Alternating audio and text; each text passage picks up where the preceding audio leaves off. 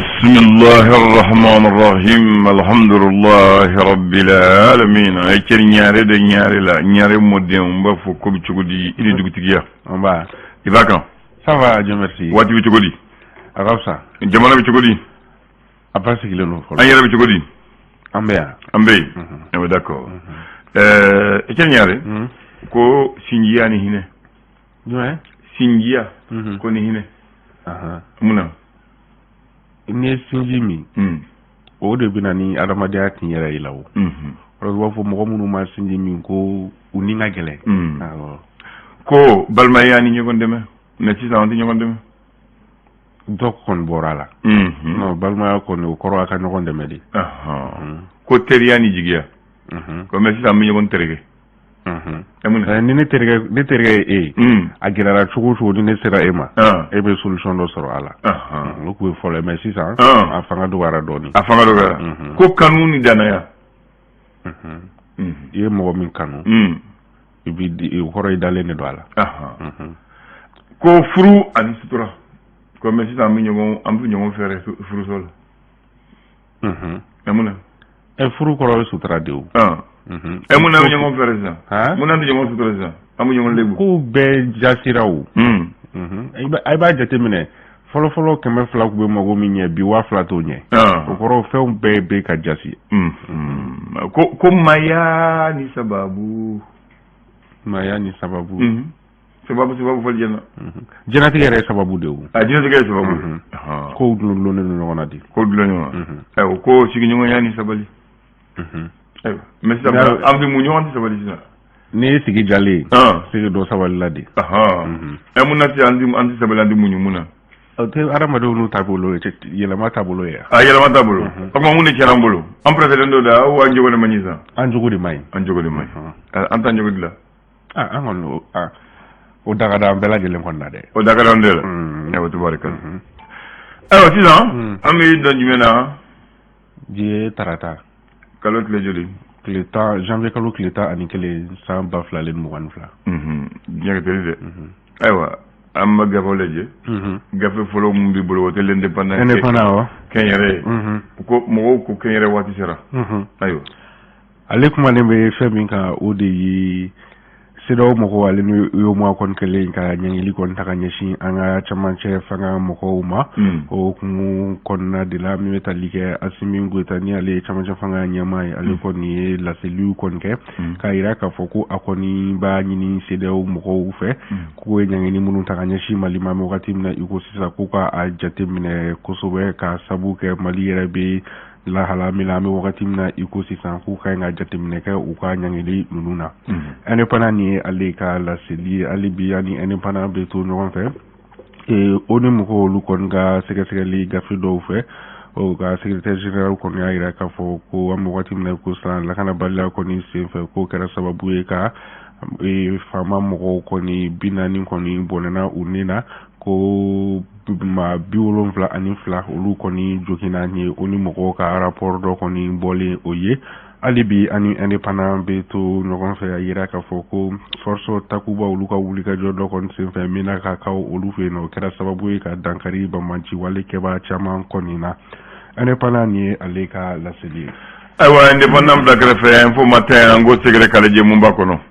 info matin ale fɛnɛ kumana fɛn min kan o de ye CEDEAO mɔgɔw kɔni ka ɲɛɲɛli kɔni ye ka ɲɛsin Mali ma kunnafoni y'a jira k'a fɔ ko ni ɲɛɲɛli kofɔlen kɔni ko a foyi tɛna se force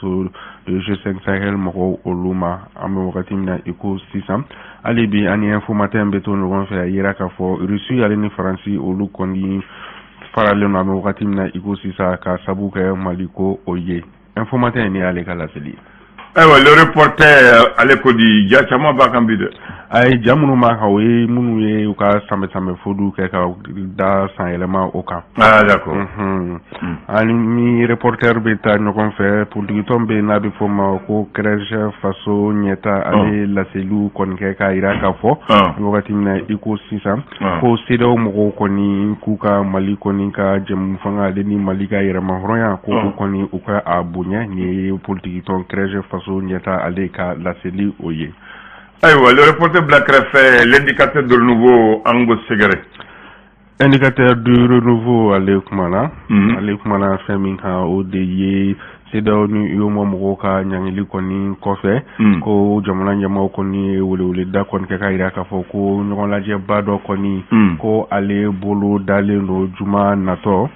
nin kɔni ni indicateur du renouveau ni ale ka laseli hali bi an n'a bɛ to ɲɔgɔn fɛ kunnafoni y'a yira k'a fɔ ko keɲebakaw olu fɛ yen nɔ ko sanu bɔcogo ɲuman dɔ ko sanu bɔcogo jugu dɔ kɔni bɛ ka kɛ yen nɔ o de hukumu kɔnɔna na ko Alu Jalo ale kɔni laseliw kɛ ka yira k'a fɔ ko sanu min bɛ ka bɔ cogo min na ko a tɛ ka kɛ ka ɲɛ keɲebakaw olu fɛ yen nɔ indicateur du renouveau ni ale ka laseli hali bi ani indicateur du renouveau bɛ to ɲɔgɔn fɛ ka yira k'a fɔ école karamɔgɔw ka lafasalitɔn bɛ ni alu kɔni k'u bɛ baarabila kɔnɔna an bɛ wagati min na i ko sisan kunnafoni yira k'a fɔ ko baarabila kofɔlen ko u kɔni ye a bɔ a ma ko baaraw kɔni u bɛna o da minɛ indicateur du renouveau hali bi an n'a bɛ to ɲɔgɔn fɛ an bɛ taa masigikaw olu fɛ yen nɔ Yusufu Ayidara ale kɔni ye matila 80 kɔni ta ka di u ka masigikaw ka dɔgɔtɔrɔso kɔni ma walasa u bɛ se ka u yɛrɛ dɛmɛ cogo min na. Nouvelle Horizon ale ko di dɛ. Nouvelle Horizon ale kumana fɛn min kan o de ye ko gouvernement malien kɔni an bɛ wagati min na i ko sisan CEDEAO ni UEMOA kɔni ka sanction kɔni tɛmɛnen kɔni kɔfɛ ni olu fana ye laseli kɔni kɛ ka yira k'a fɔ ko u ka jamanaw ka lasigiden minnu bɛ ani olu ye ambassadeur ko olu ka segin ka taa u fɛ o hukumu kɔnɔna na ko Mali fana kɔni y'a yira k'a fɔ a ka lasigiden minnu fana bɛ CEDEAO jamanaw kan ko Mali fana kɔni ye wele bila u ma u fana ka segin ka na Mali la an bɛ wagati min na i ko sisan Nouvelle Horizon ni ye ale ka laseli o ye hali bi ani Nouvelle Horizon bɛ to ɲɔgɔn fɛ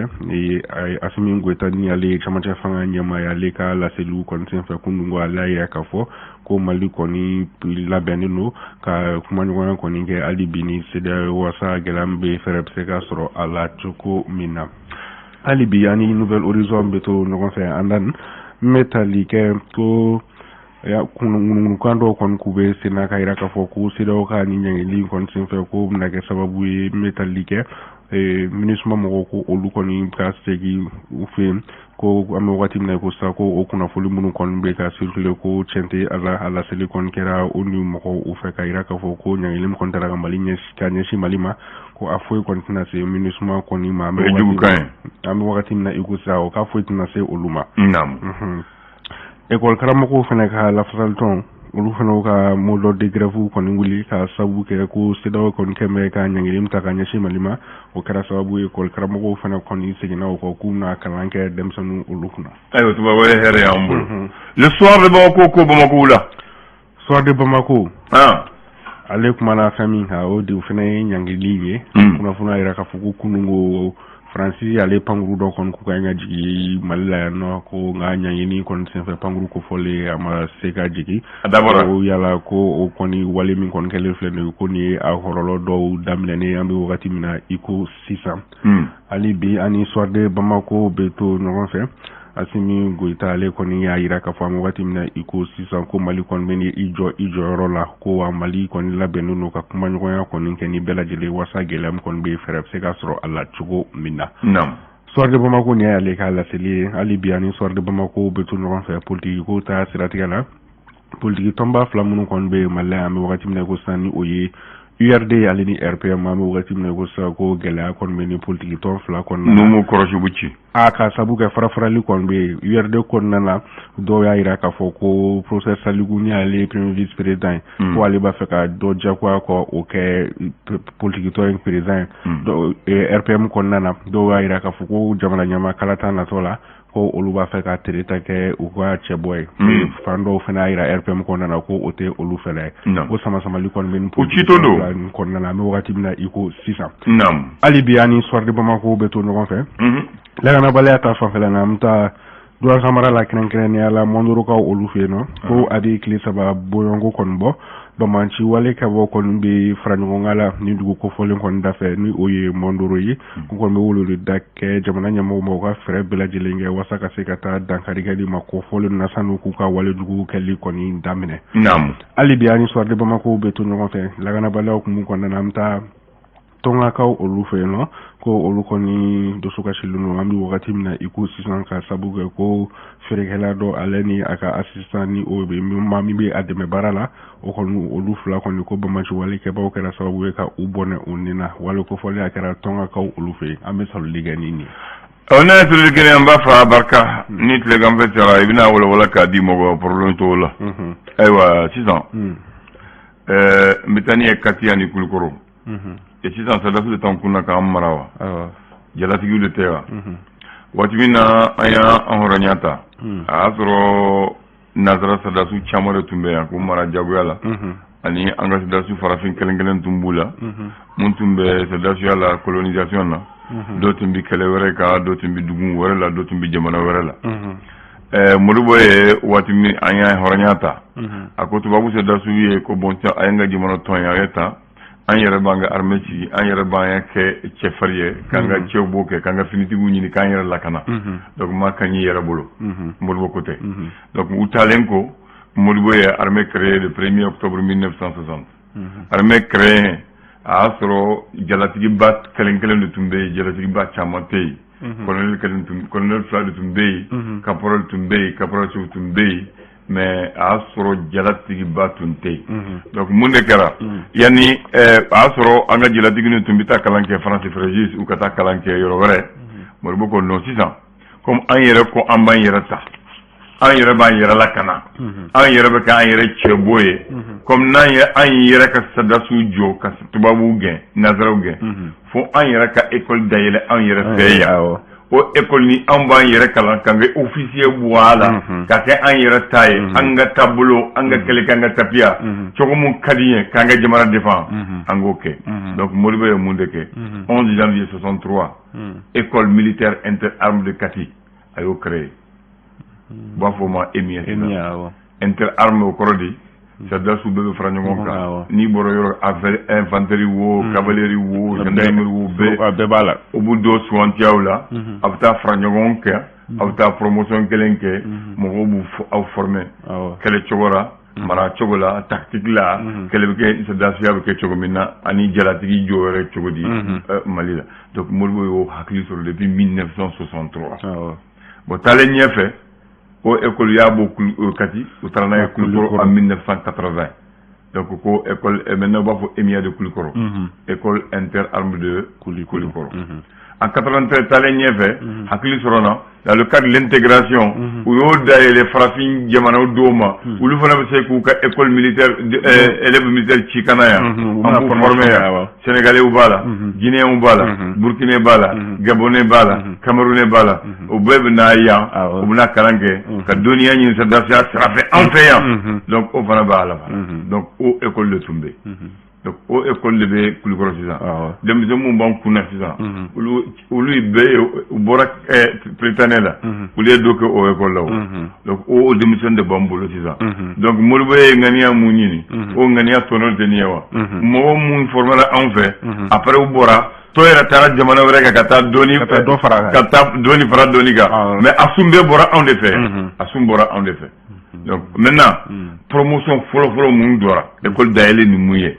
ça c'est la promotion président Mamadou Konate ko promotion u tun ye maa 17 ye o maa 17 n b'u tɔgɔ di ma sisan kɛlen b'a la ko a kɛra général yɛrɛ ka to o la ka bɔ lieutenant ka kɛ général ka jamana mara lieutenant u b'a fɔ général Amadou Baba Jara i tun y'a to mais ale ni Musa tun bɛ fanga na Musa tun bɛ waati min na a sɔrɔ bɛ fanga na ani Mahamani Ibrahima Asimi Dambele ne y'o fana ye Sambu Sumare a fa ne fana y'o ye Sekou Konate Louis Camara Daba Kulibali Amadou Kulibali Bougoudié Kulibali ne y'o fana ye Issa Ngoiba ale yɛrɛ tɛ taa fɔ a kɛra Sédasu kɔrɔw ka ɲɛmaa ye Issa Ngoiba Umar Kulibali Abdoulaye Konate Hamta Tunkara Karim Dembele y'o tɔgɔ mɛn o ale ni cɛkɔrɔ olu de bɛ coup d'état kɛ Modibo la wa Karim Dembele i hakili b'a la i hakili b'ale la Missa Kone ale ni Musa ni Karim de ye coup d'état kɛ ɲɔgɔn fɛ Modibo kan Mamadou Kulibali i b'o dɔn ale fana ye jɛla sɔrɔ ka kɛ général ye ka kɛ il était un aviateur Musa bɛ bi dɔn san min na ale de tun ye ministre de la défense ye ni hakili b'a la Mathias Condé ninnu de ye maa fɔlɔ mun formera Malila ya sous-officier et officier. À Flana, ça c'est la promotion 63-64. C'est la promotion Koniba Kuruma. Promotion Philippe Sissoko. Il y a tout comme Mamoudou Touré. Et Hamadou Mega. Ni ne to ni foye ko be bo don ci ko roba ko Joseph Mara oui Moussa Mara fa Tidjani Bal Nani Jara OK Faté Amadou Diallo Alamir Mega ale Mbodo Souleymane Dafé ale kare gouverneur fana Alamir Alassane Diallo Karamogo Touré Mamadou Keita Gaussou Doumbia Moussa Diallo Moussa Mathias Diakité Bourema Mega Kisima Dunkara et Habibala Kisima Dunkara et que l'état que domine le ministre de la défense Moussa Kawadila Uluni Chokoro ni Moussa de Kureza ke muri wala Kureshital Bakroba Djire Nyanguru Mamadou Sanogo Ngolo Ousmane Daw Yeriba Kuruma ani Aliou Traoré ninde promotion flanae a sabana mbo foye fana Cheikh Oumar Diarra Igor Fa ni Yakibala Chekura Doumbia oui Cheikh Oumar Diarra oui Igor Fa de Chekura Doumbia Nuhum Baba Traoré Brema Thierry Traoré o fana Karamaya Mamadou Doucouré Kafuguna Kone Isaac Balo Abdoul Karbi Diop Salif Traoré Mamadou Tal Amara Doumbia Moussa Kamara Mamadou Sidibé Madi Monekata Kona Kone Benogol Disa Nuhum Jawara aywa sisan n b'a daminɛ mun ye n b'a daminɛ laban ye pour que i b'a dɔn mun na n b'a daminɛ n'o ye parce que o kɔni fana bɛ caman da promotion naaninan ça c'est la promotion générale Abdoulaye Soumaré le premier chef d'état-major général min ka Moulima filɛ wa troisième point na olu ye tun ye bi saba ye Omar Diallo Biris i b'o dɔn Pangasi Sangare Sariya Etienne Keita Mamadou Konipo Blaise Sangare Youssouf Bamba carré général ye Djibi Dia Samba Samake Amadou Betouré Ousmane Meiga Soumaïla Ouattara Cheikh Amala Sidibé Namamounou Boubacar Sidibé Karamogo Niare a carré gouverneur ya ni Aglibala Sirima Keita Drissa Diallo Sira Kora Sangare Toumani Sissoko Amadou Toumani Touré Atete Foulé Mori Kamara, Tchofolo Togola, Ofana Ibodo, Soumaïla Yakouba Sidibé di Bebel, Sori Ibrahim Keita, Noël Dakono, Gabriel Sidibé, Mamadou Gonikoro, Djingaray Touré mon oncle, Bakary Koulibaly et Bakary Bathily. Voilà, promotion Nanambo. Donc, nous deux formons deux Togo Soroya, deux chefs d'état-major, deux ministre de la défense, ministre de la santé territoriale, donc era président ye donc era jalatigi ye u caman donc école d'ailleurs la mun kama o ŋaniya sɔrɔ la an ye cɛfarin caman sɔrɔ ni école la an ka saddasu caman jɔyɔrɔtigi caman bɔra o école la bi u ya an ka finitigiw ka fierté donc an b'u bɛɛ fo bi donc n'i ye hakili ɲuman ye mun kɛra Modibo fɛ donc n b'a fɔ ni cɛ saddasu kɔrɔ an b'u bɛɛ fo voilà on b'a fɔ ni cɛsiri Kambe merci